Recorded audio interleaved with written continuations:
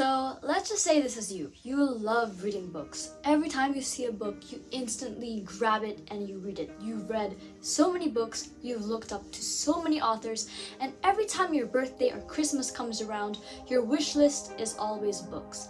And then one day you're just reading a book and you're like, hey, I could actually do this. What if I write a book? Well, in today's video, I'll be giving you steps on how you can write your first book. Hello everyone, my name is Diane. I am the author of Amy and the Fate Scouts, the Diamond of Dandasterton, and right now I'm working on other books.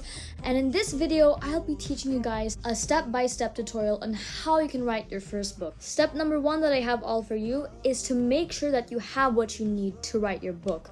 Number 1, a laptop, a computer, or a typewriter, anything that you can get your hands on to type or write the words. Also, make sure you know which writing software you're going to use. I actually use Google Docs, which I highly recommend you use, but there are also other writing platforms that you can use as well. Now that you have your laptop or your computer and whatever writing platform you have, the second step is to decide whether you are a plotter, a pantser, or a planter. Now, what is a plotter and what is a pantser?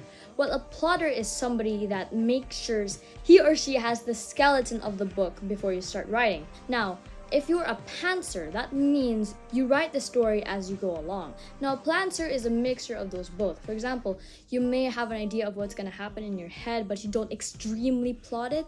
Now, if you want to decide whether you're a plotter, pantser, or planter, there's this video on YouTube which I saw by Diane Callahan where she talks about the topic of plotting and pantsing, and in that video you could also know whether you're a plotter or pantser. I will link that in the description so you can watch the video for yourself. Step number 3 is to decide what your story is about. Now, if you're having a hard time on this, then I suggest you look for inspiration. You cannot have a story without having at least the slightest idea about it. Like, you have to ask yourself, what is this story about? What message do I want to convey here? What is a story that I want to tell to the world? What is a topic that I'm very interested in that I want to share with others? You have to ask yourself those questions, and then we go to step number 4, which is to set a schedule for yourself.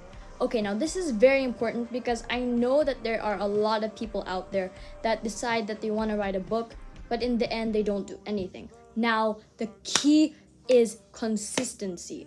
If you've written just like a couple of sentences and then months later you haven't done anything, that's not progress. You have to set a time when you're going to write the book.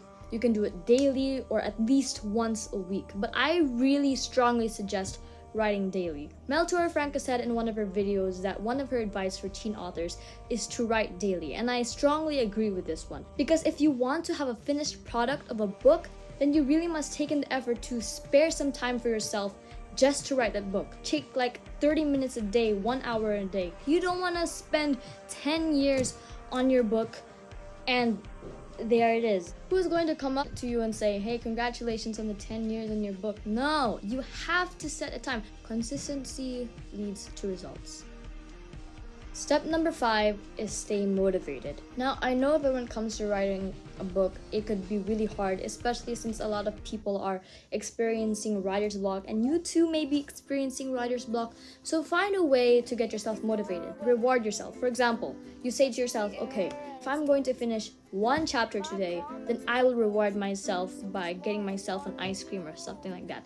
You have to find a way to stay motivated. If you finish a milestone in your book, reward yourself with something. I know that writer's block is kind of hard to get through, especially to new writers who don't have experiences with writing. My advice for writer's block, honestly, is to just take some time and you can go out somewhere, look for inspiration. This way your unfinished manuscript won't just lay around there just collecting dust, doing nothing. You have to make sure that you stay motivated, that way you can finish a book. Now for step number 6, I'm just going to give you guys some advice on specific parts in the book. The beginning is the expository. Make sure that in the beginning you introduce the characters, you let the readers know who are the main characters, what the character is about, what the character likes, what the personality of the character is. And then later on, make sure you introduce a problem. The problem gets bigger or things get harder for the character, and then it keeps rising up, and that's where it's in the climax. That's where the character actually faces the problem. does the character solve the problem? Is the character okay with the problem? And then later on, it's the ending where everything is just slowly going down, and and the book is just ending because the climax is already ended. Now, step number 7, and I think this is a very hard part, and it is getting your book published. Once you're done with the first draft of the book, once you're done proofreading it, once you're done editing that book, it's time to find a publisher. Now, I know that finding a publisher is really hard.